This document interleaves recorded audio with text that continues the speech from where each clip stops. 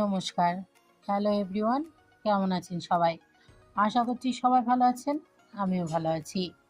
আমার নতুন একটি ভিডিওতে আপনাদের সবাইকে স্বাগত। তো চলুন আজ সকাল সকাল ভিডিওটা শুরু করলাম। সকাল সকালই শুরু করার পরে কিন্তু ওই মুখের কথা বলতে হয় আর কি। তো আজকে রোদ উঠেছে। সকালের ওয়েদারটা দেখুন কি সুন্দর।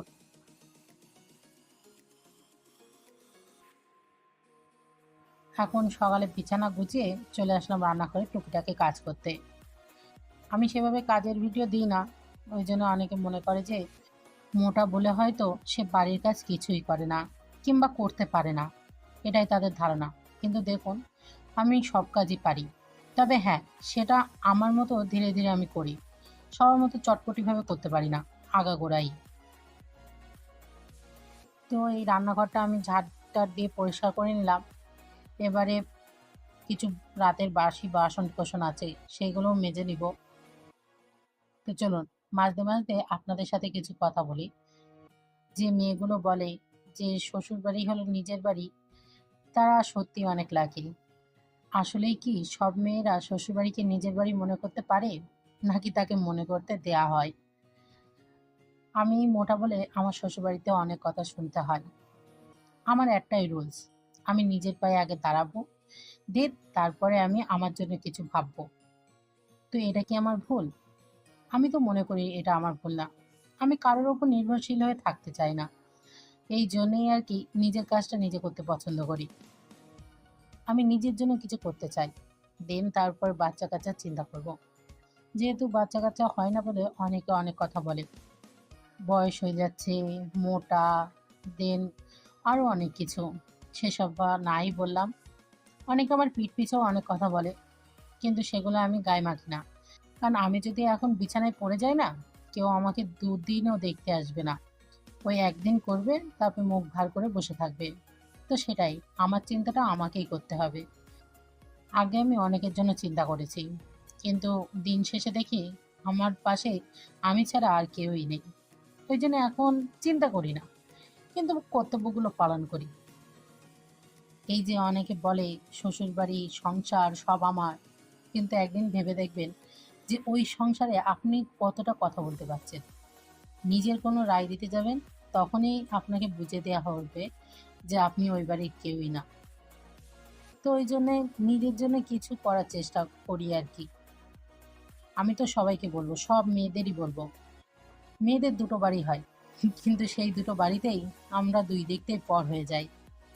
কথায় কেউ বলে যে এটা বাপের বাড়ি, আবার কেউ বলে এটা তোমার শ্বশুর বাড়ি। আমি মাঝে মাঝে ভাবি, মেয়েদের সত্যিকারের বাড়ি হয়তো শ্মশান ছাড়া আর কিছুই হয় না। তো এখন আস্তে আস্তে বুঝতে শিখেছি। তো এখন এইটাই, যে নিজের জন্য কিছু করি। অন্তত আমি তো বলতে পারবো না আমি নিজের স্বপ্নটা পূরণ করেছি। মোটা বলে হয়তো অনেকে হেয় করে, কিন্তু ঠিক আছে, এই মোটা শরীর নিয়েই আমি নিজের কাজকর্মগুলো করি। নিজে কোটাবাছা করি, নিজে রান্না করি। দেখছেন, ৩ বেলা থালা বাসন পড়ে, সেগুলো মাজতে হয়। ঘর ঝাড় দেওয়া, ঘর মোছা, পুজোটা আমার শাশুড়ি মা দিয়ে দেয়। যেহেতু আমার অনেক বেলা হয়ে যায় তাই। উম, আমি ঠিকভাবে ভিডিওটা করতে পারি না। মানে আমার ভিডিও করার খুবই শখ, কিন্তু কি বলবো বলুন, থাকি শ্বশুরবাড়ি। তো এই জন্যে ক্যামেরা নিয়ে যখন করি না, অনেকে অনেক কথা বলে যে এখানে রান্না করতে এসে সেখানে ফোন নিয়ে ঢুকেছে, আবার এখানে তেনা। তো সেইগুলো নিয়ে আমি আর অতটা করি না। আমার এটা কাজ, আমাকে এটা করতে হবে, আমার ভালো লাগে, তাই আমি করি।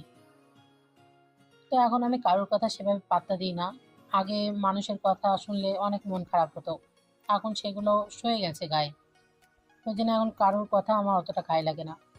বললামই তো, আমি যদি এখন অসুস্থ হয়ে পড়ি না, আমাকে কেউই দেখতে আসবে না, আমারটা আমাকেই করতে হবে। তো সেই জন্যে নিজের শখটুকু পূরণ করি। আমার ভালো লাগে, যেহেতু ইউটিউবে আমি ২ বছর ধরে কাজ করি, আমার যেটা ভালো লাগে সেটাই আমি করছি।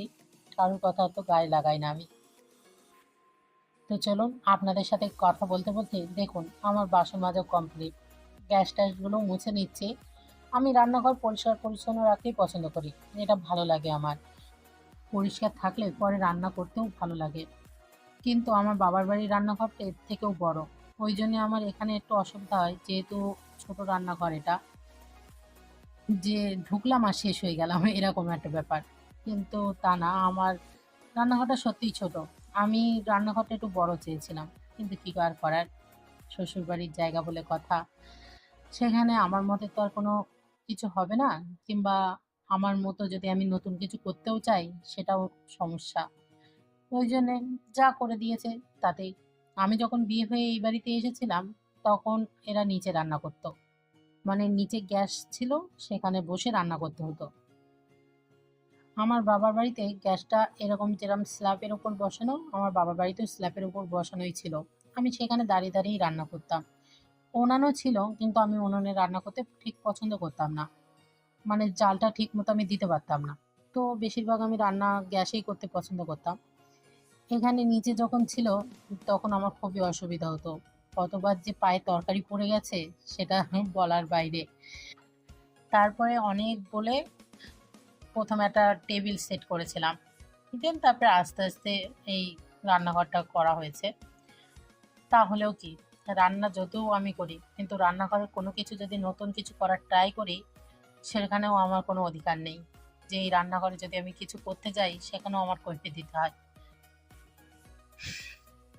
কি আর বলবো বলুন। তো আজকে আর রান্নার ভিডিও দেখাতে পারলাম না, কারণ প্রচণ্ড মেঘ উঠেছিল। আর কারেন্টটাও বারবার, দেখলেনই তো ভিডিও করার সময় বারবার কারেন্ট যাচ্ছে আর আসছে। তো ওই জন্য আর আমি ভিডিও করতে পারিনি। এখন এই অন্ধকারে বসে আছি, কারেন্টও নেই, মোবাইলের চার্জও নেই। তো জানি না কবে আবার কারেন্ট দেবে। কাল সারা রাত বৃষ্টি হয়েছে, আজকেও বৃষ্টি হচ্ছে।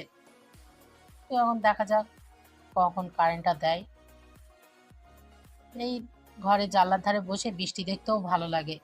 আমার তো খুব ভালো লাগে, আপনাদের কেমন লাগে প্লিজ জানাবেন। এই দেখুন, বলতে না বলতেই কি জোরে বৃষ্টি চলে এসেছে। ওই এক রাত্রি বৃষ্টিতে দেখুন কি জল হয়ে গেছে আমাদের ওখানে মাঠটায়। তো চলুন, আজকে এই বৃষ্টি দেখতে দেখতে ভিডিওটা এখানেই শেষ করছি। ভালো থাকবেন, সুস্থ থাকবেন। দেখা হচ্ছে পরের ভিডিওতে।